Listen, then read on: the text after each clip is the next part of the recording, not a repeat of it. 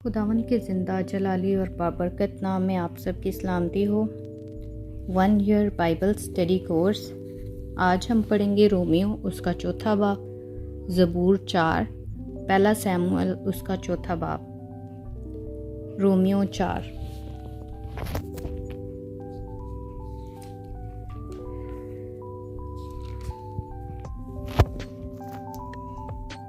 बस हम क्या कहें कि हमारे जिस्मानी बाप इब्राहिम को क्या हासिल हुआ, क्योंकि अगर इब्राहिम अमाल से रास्तबाज ठहराया जाता तो उसको फ़ख्र की जगह होती, लेकिन खुदा के नज़दीक नहीं। किताब मुक़द्दस क्या कहती है? ये कि इब्राहिम खुदा पर ईमान लाया और ये उसके लिए रास्तबाजी गिना गया। काम करने वाले की मजदूरी बख्शिश नहीं बल्कि हक समझी जाती है, मगर जो शख्स काम नहीं करता बल्कि बेदीन के रास्तबाज ठहराने वाले पर ईमान लाता है, उसका ईमान उसके लिए रास्तबाजी गिना जाता है। चुनांचे जिस शख्स के लिए खुदा बगैर अमाल के रास्तबाजी महसूब करता है, दाऊद भी उसकी मुबारक हाली उस तरह बयान करता है कि मुबारक है वो जिनकी बदकारियाँ माफ़ हुई और जिनके गुनाह ढांके गए।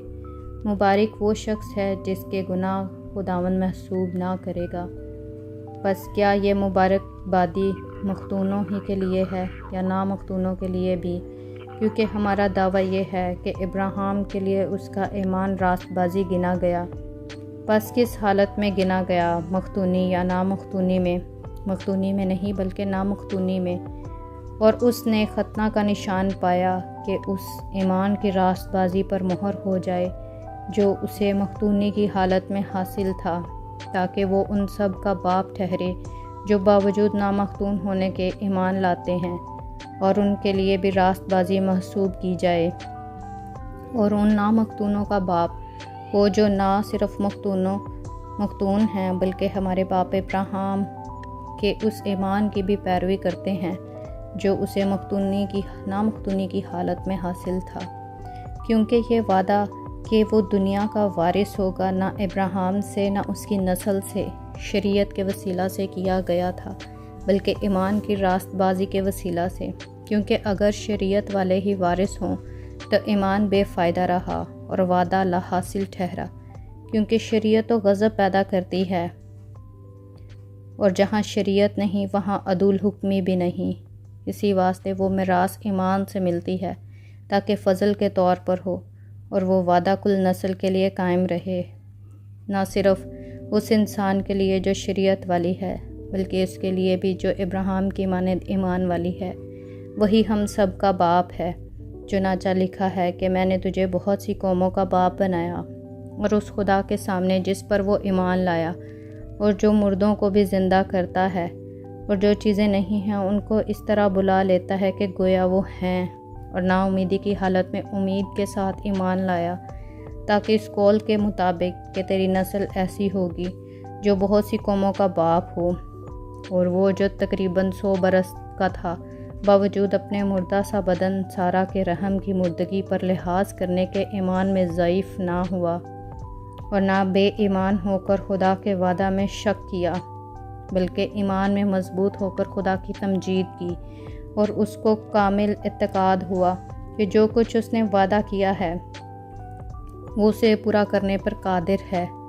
इसी सबब से ये उसके लिए रास्तबाजी गिना गया। और ये बात कि ईमान उसके लिए रास्तबाजी गिना गया न सिर्फ उसी के लिए लिखी गई बल्कि हमारे लिए भी, जिनके लिए ईमान रास्तबाजी गिना जाएगा, इस वास्ते कि हम उस पर ईमान लाए हैं जिसने हमारे खुदावंद यीशु को मुर्दों में से जलाया और हमारे गुनाहों के लिए हवाले कर दिया गया और हमको रास्तबाज ठहराने के लिए जलाया गया। ज़बूर 4।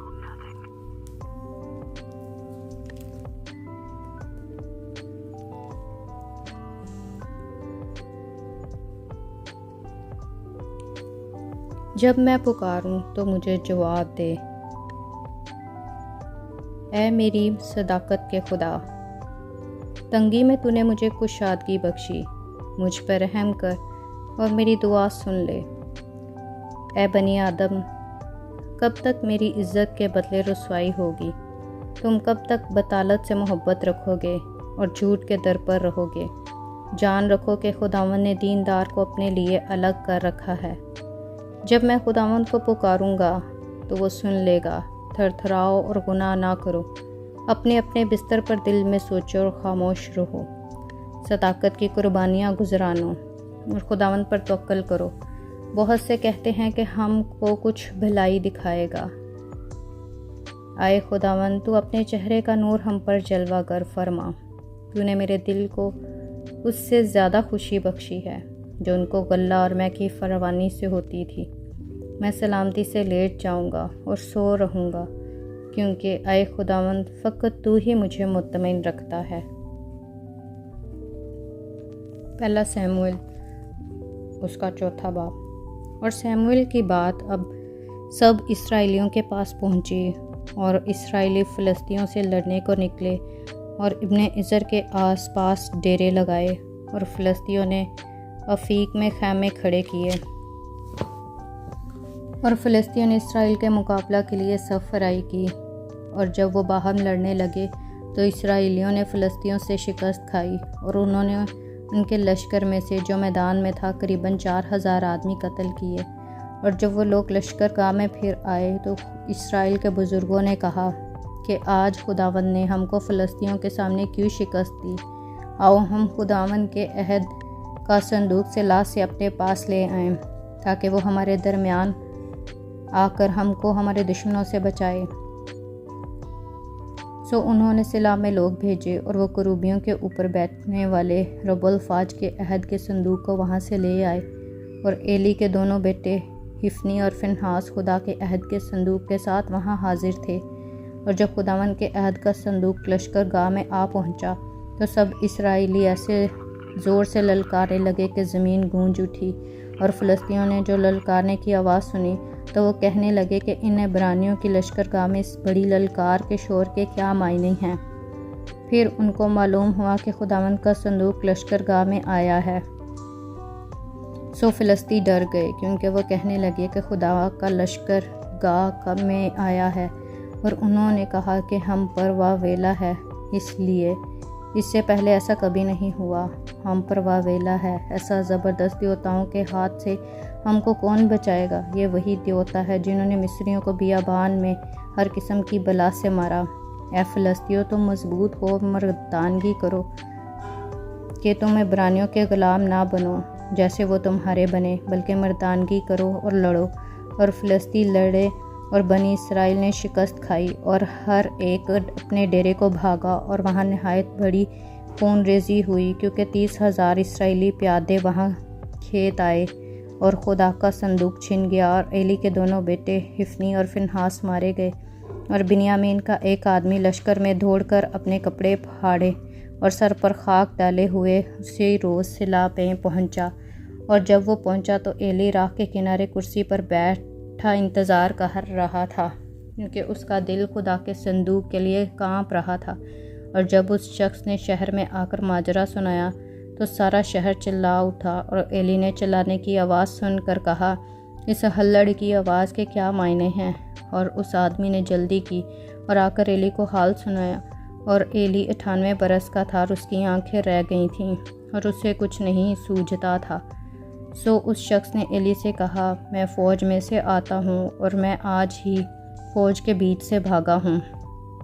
उसने कहा, है मेरे बेटे, क्या हाल रहा? उस खबर लाने वाले ने जवाब दिया, इसराइली फ़िलिस्तियों के आगे से भागे और लोगों में भी बड़ी खून रेजी हुई और तेरे दोनों बेटे हिफनी और फिनहास भी मर गए और खुदा का संदूक छिन गया। जब उसने खुदा के संदूक का जिक्र किया तो वो कुर्सी पर से पछाड़ खाकर फाटक के किनारे गिरा और उसकी गर्दन टूट गई और वो मर गया, क्योंकि वो बुढ़ा और भारी आदमी था और 40 बरस बनी इसराइल का काजी रहा। और उसकी बहू फिनहास की बीवी हमल से थी और उसके जन्ने का वक्त नज़दीक था। और जब उसने ये खबरें सुनी कि खुदा का संदूक छिन गया और उसका खुसर और खामन मर गए, तो वो झुक कर जनी, क्योंकि दर्द ज़ै उसके लग गया था। और उसके मरते वक्त उन औरतों ने उसके पास खड़ी थीं उससे कहा, मत डर क्योंकि तेरे बेटा हुआ है। पर उसने ना जवाब दिया और ना कुछ तवज्जो की, और उसने उस लड़के का नाम यकबूद रखा और कहने लगी कि हशमत इसराइल से जाती रही इसलिए कि खुदा का संदूक छिन गया था और उसका खुसर और खामन जाते रहे थे। सो उसने कहा कि हशमत इसराइल से जाती रही क्योंकि खुदा का संदूक छिन गया है। पाक कलाम के पढ़े सुने जाने पर खुदावंद की बरकत तो खुदा का शुक्र हो। आमीन।